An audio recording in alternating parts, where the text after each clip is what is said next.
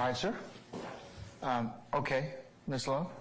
Your Honor, one, Defendant Williams opened the door as to the Instagram posts. Some of them are already a part of the indictment as alleged overt acts. There was no objection when the Instagram posts that were admitted as defendants 2, 3, I believe and 7 were tendered and admitted. These are portions of those same records that those defendants exhibits 2, 3, and 7 were a part of.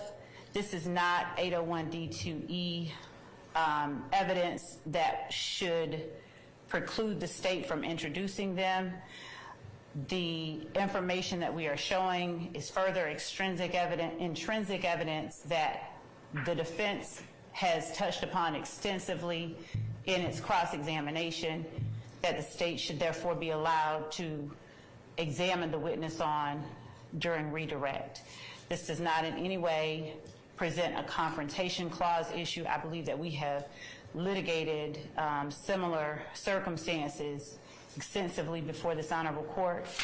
And so I would ask that the court, as it relates to Mr. Harvey's client, overrule the objection he has made and deny him the request for a Rule 105 instruction under the circumstances. These are conversations that have been taken part in by members of YSL. And again, these are matters that were brought up on cross-examination. And were they not brought up on cross-examination with this witness, we may be in a different place in terms of my wanting to introduce the exhibits now through this witness, but here we are. Okay, it looks like under 801D2E, characterize this statement as a co-conspirator statement, the party seeking admission which proved 3 things by preponderance of the evidence. Conspiracy existed, conspiracy included the declarant and the defendant against whom the statement is offered, and 3, that the statement was made during the course and furtherance of the conspiracy. So tell me how the states made those other 3. I'm in concurrence with you, Ms. Love, that that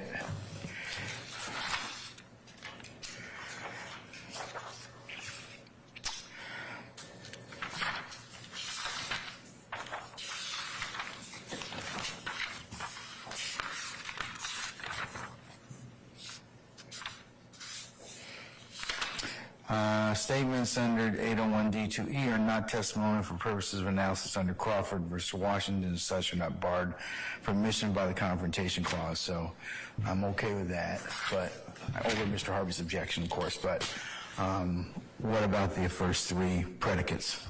One, Your Honor, these are, as far as having shown a prima facie case of a conspiracy existing, the court has heard testimony regarding the Webb being a spot for YSL. They've heard testimony regarding the fact that Trontavious Stevens sold drugs to increase and enhance the notoriety of YSL. They heard that on cross and direct. One of the allegations that we make in the indictment is that drug sales are one of the crimes that YSL members commit. In particular, we have, as a part of Mr. Stevens' factual acknowledgement, that YSL associates and members sell drugs at particular places.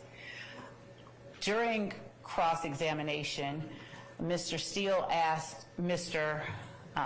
Stevens about living with his grandmother, and there were many questions that went into how his drug sales, does anyone in here benefit from his drug sales? Does anyone in here get the proceeds from his drug sales? And the conversations that the court is looking at are conversations between Mr. Stevens, who's on the stand, Mr. Lee, whom Mr. Stevens has already identified as a person that he held the conversations that defense counsel brought up on cross-examination, that he held those conversations with during that thread. They are talking about paying dues. They are talking about paying rent. Mr. Steele asked Mr. Stevens, didn't he live with his grandmother all of his life? And in fact, what is happening is the Webb is a trap. It's a place where YSL members sell drugs. We have evidence that will come in to further prove that assertion on our part.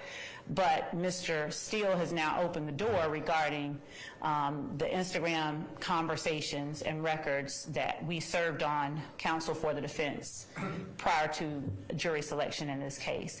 So the conspiracy that we are alleging, of course, is alleged in count one.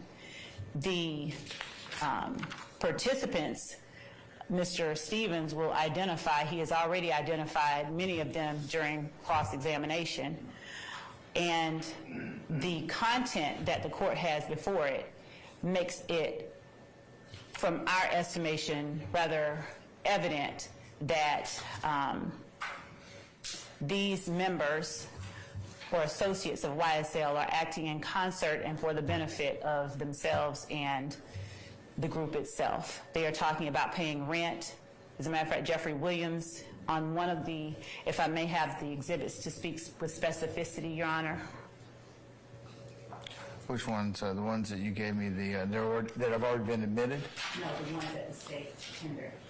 The ones that have already been admitted or identified. Is that what's what? Yes, Your Honor. Okay, all right. You want the ones that have been identified. All right, okay. I'll return those to you.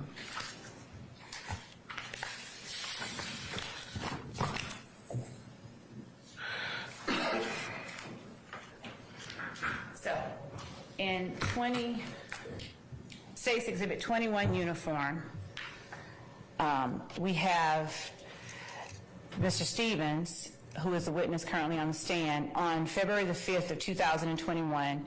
Which one of y'all trying to shoot? Y'all shot at my trap. Then later on, in State's Exhibit 22 uniform, and to make very clear, State's Exhibit 21 uniform is page 30588 of an Instagram business record. Page 22 uniform is page 1624 of that same Instagram business record. And in State's 22 uniform,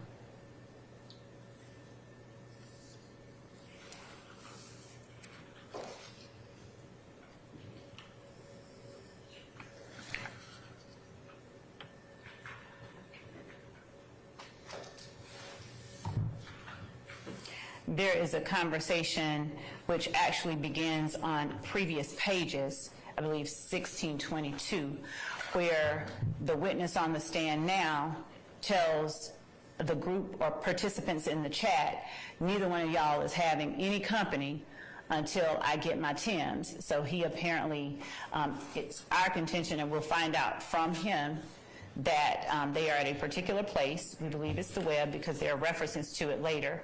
But he is at a place where YSL members consider one of their spots, and he is running things in terms of telling them, you all can't take any more company, you all can't do anything until I get the Timbs that were delivered here to our spot. Stacey. Would you let Ms. Lowe finish, and then you can posture your question? All right. Just hold that, Mr. Steele. State's Exhibit 24 uniform and 25 uniform and 25 uniform Bravo were parts of the exhibits that Mr. Steele tendered for Mr. Williams. State's Exhibit 31 uniform, the middle of the page, where the witness on the stand on February the 6th says, What part you ain't hearing? Why everybody ain't got something to say? What you mean? If I can't afford it, no, they can't. That's why when a nigga be dead serious, y'all niggas need to stay in your lane. It ain't no joke. Y'all ain't giving me nothing. Then we have Do It Phil saying, I'm fist to bring some when I pull up. And the witness on the stand saying, y'all know I paid last month's rent by myself. Here go, same thing right here. Slug, I know what you did. And then he says, ain't nobody said nothing. And then he says, Big, don't pull off, fist to jump in with you. That's Do It for Phil. And then Slime Life Shorty says, send your bash app for Cash App. And then the witness on the stand sends a Cash App, a screenshot of his phone. He goes on and says, I've been paid the rent. He's already testified, and again, this is also for impeachment purposes because he testified that he wasn't working, didn't have a job, stayed with his grandmother, but he talks about having paid the rent. We will have another witness who has already given a statement to law enforcement that the Webb is a place the defendant Williams rented for YSL. We will have law enforcement officers who will come in here and testify about what was found when they actually searched the Webb. It is a place that has gotten shot up. It has surveillance cameras on the inside, and it was there were money counters, drug paraphernalia, and drug sale items and evidence inside of the Webb. You have the owner of the Instagram account asking how many niggas be sleeping there. Give a number. And then you have 4K having it his way saying it's an easy 100 apiece. Easy. You see them working in concert with one another. You see them in this Instagram. You see them working for the benefit of the enterprise that is YSL. We have 4K Tay having it his way. I just want to work. I'll even pay more. And then the witness on the stand, ain't nobody working. Everybody got their own motion. Find your purpose to the gang. And then Slime Life Shorty says, please and now. And then Real1_FR says 6 niggas sleep here. 4K Tay having his way says, I don't get it then. That's 600 right there. 12 if y'all go 200. They continue, the gang shawty, you know how it be. And then they're saying, the same person is saying too easy. 4K Tay then says $40 a day, $1,200 a month. And then we go on further down the line. And we're talking about 4K Tay having his way saying, I washed this hoodie. And then he says, and it's slime clothing line. Only reason I wanted a funky ass little nigga. And then 4K Tay having his way saying, won't wear shit of yours without washing it for $1,000. And then later on. Okay, do any of these statements have or referenced Mr. Nichols? Your Honor, two things. They, as the court alluded to, they don't, they are not made to law enforcement. So there's not a confrontation. Like I said, I'm not interested in that. But do these statements reference Mr. Nichols at all, or is he part of them at all? He well could be. It would be the witness on the stand who will have to well say. Could be is not, you know, that's supposition, speculation. Well, I mean, because they would need to have something referencing or tying Mr. Nichols. That's his a part of his objection, I'm sure. Well, the part of. Well, here's my thoughts, the court's thoughts.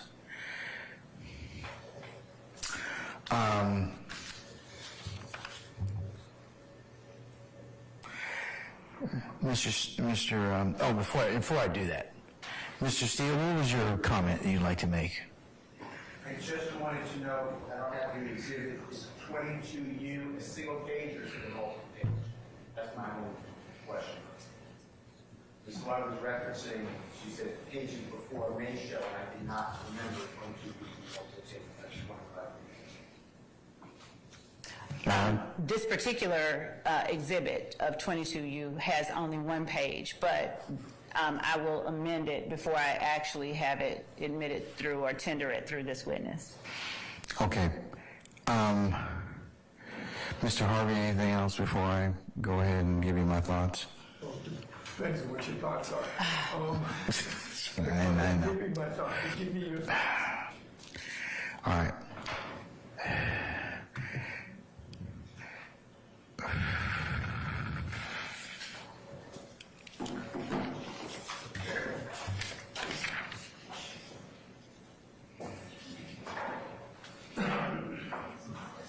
And Your Honor, I just reiterate that this is a conspiracy that we are alleging in count 1. These statements, Your Honor, are proof of the conspiracy. They don't have to directly mention Mr. Nichols in any way. That is the case with many of the overt acts that we've alleged in this indictment, and I believe that the court has heard this objection in different fashions a number of times. But still, I gotta consider it. Let me reiterate. I said before this trial started, give us the 801D2E that you intend to introduce at the trial, or we will be objecting. We're going to take trial time, and the state provided specifics of 801D2E. Specifics, and we litigated each one of those. And I said beforehand that we're going to be sitting here doing this at 4 o'clock in the afternoon. And that's why I'm objecting. I think it's disingenuous now to say, oh, boy, we think this is 801D2E. It's part of the conspiracy. It's not part of the conspiracy. It's to Mr. Nichols, who was in jail at the time these things happened. Your Honor, this is redirected. Yeah, I think Mr. Steele opened the door as to this, Mr. Harvey. So that's kind of the issue at this point in time. I understand where you're coming from. Not as to me. Well, that's the problem with having one of the challenges of having multiple co-defendant cases is that one may inadvertently affect somebody else. And that's your right as an advocate to make sure your client's interests are protected. But having said all that, here's my thoughts. I think the statements are admissible under 801D2E, and also that there's not a Crawford issue at this point in time. Now, whether or not there's a limiting issue at this point in time, I may give that as a jury instruction, but I'm not inclined to give right now. Well, we would ask for it now because the evidence is coming in now. See, but I don't know in context what else is going to be given. So that's why, I think it'd be better as a jury instruction at this point in time, depending upon what is actually put up. But it cannot be redirect on a defendant that didn't cross. It can't be. Your Honor, I would also point out that there was no objection when this was in. And there's no scope either, Mr. Harvey. Unlike federal court, you can examine a party on just about anything at any point in time. Well, so. the problem is we're on redirect. We're not on cross, number one. Number two, if it comes in against me, I will object. Yes, so I don't have any issue with that. But you can't hold me responsible for not objecting when it's not coming in to evidence against Mr. Nichols. I'm not holding you against that. That's your job. That's your job. But yeah.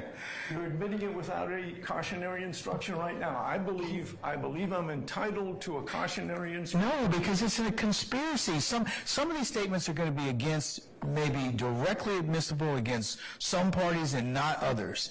And that's the challenge of being, and the issue of being allegedly joined as co-conspirators. That's the power of it. But I understand where you come from, but it also depends upon what is actually comes out as to whether or not those statements are truly going to be against. Does the state prove that they went against X or Y, or does the jury understand that, hey, statements, how broad or how powerful a conspiracy is, but that's for them to decide. No, that's exactly why there is a Rule 105, Judge. And I believe that at the time the evidence comes in, if it doesn't come in against a certain defendant, that's the purpose of 105. We can argue all day long. I get it. That's my position. I understand, sir. All right. Okay, all right. Yes, Mr. Schardt. May I ask a specific objection? Yeah, my time. Okay. Mr. Stillwell, what is that? What's the specific objection? Well, Your Honor, in those text conversations that the state is seeking to admit, first of all, I would point out to the court that Mr. Stillwell is not a party to any of those conversations as well. So we're similarly situated as Mr. Nichols. But also, Your Honor, if we're admitting these as 801 D2E, Your Honor just read the 3 prerequisites, and I noticed the state, when they were saying who said what, they say, well, 4K Tay having his way said this, and there's several other people that they don't know, as far as I know, they don't know who the government name attached to these people are. So if I don't know how we can possibly make a pretrial determination or a admissibility determination about the admissibility of 801 D2E statements stated by people saying, oh, they're part of a conspiracy, speaking in furtherance of the conspiracy, when we don't even know who those people are. Your Honor, we have... Let me finish, Ms. Long. And So if you look at those texts, there's certainly, I concede that Mr. Stevens may have identified himself on it. I don't know that for a fact. I'm trying to recall. We've talked about Wooney Lee, but there are other people that, to my knowledge, are unidentified, and I'm assuming they're unidentified because the state is referring to them by their screen names, and the state has provided no evidence whatsoever that those people, those individuals who are talking who are declarants in those text messages, we've received no information or a proffer or any sort of evidence that those people are in fact co-conspirators or doing anything in furtherance of a conspiracy. So I don't know how their words would be admitted under 801 D2E. Your Honor, I thank Mr. Schardt for that, and I'd like to actually make sure that I offer that up and make sure that it's part of our proffer. Darius Ford, Wooney Lee, Jeffrey Williams, Trontavious Stevens, Antonio Sumlin, these are all participants in this thread. And these are all people who are, with the exception of Mr. Ford, who are indicted co-conspirators, as alleged by the state in 22 SC 183572. So if I was not clear, I extend my apologies to counsel for the defendants in the court, but these are, in fact, YSL co-conspirators, and do it for Phil is Mr. Farley. Well, Your Honor. And, Your Honor, I'm sorry, Mr. Schardt. And, Your Honor, the foundation has already begun being laid with Mr. Stevens' prior testimony and his testimony about who is what person, as the Instagram handles show. But they will further, the foundation will further be laid as he gives the testimony that I expect he will regarding who these people are in this, in these various portions of the Instagram thread and conversations. And, Your Honor, I would say, first of all, I don't think we should make any assumptions about what Mr. Stevens is going to testify to. But secondly, again, the state just identified maybe 5, maybe 6 individuals that they believe their government names are for the people that are involved in these threads. But again, Your Honor, you have them in front of you. There's, to my recollection, more than 5 or 6 participants when you look at all the threads together. So I'm wondering how out-of-court statements made by people who are not even identified would come in a trial against any of these gentlemen. Thank you.